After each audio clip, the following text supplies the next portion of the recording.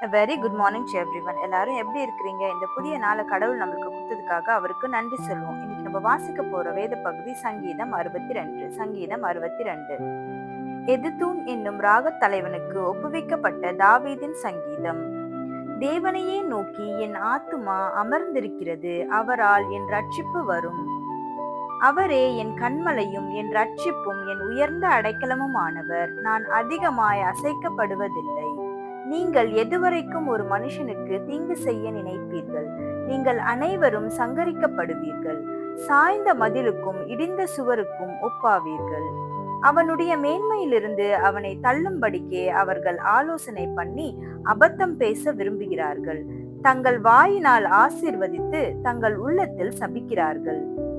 என் ஆத்துமாவே, தேவனையே நோக்கி அமர்ந்திரு. நான் நம்புகிறது அவராலே வரும்.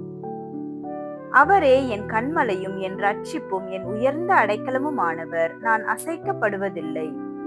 என் ரட்சிப்பும் என் மகிமையும் தேவனிடத்தில் இருக்கிறது. பலனான என் கன்மலையும் என் அடைக்கலமும் தேவனுக்குள் இருக்கிறது. ஜனங்களே, எக்காலத்திலும் அவரை நம்புங்கள். அவர் சமூகத்தில் உங்கள் இருதயத்தை ஊற்றிவிடுங்கள். தேவன் நமக்கு அடைக்கலமாயிருக்கிறார்.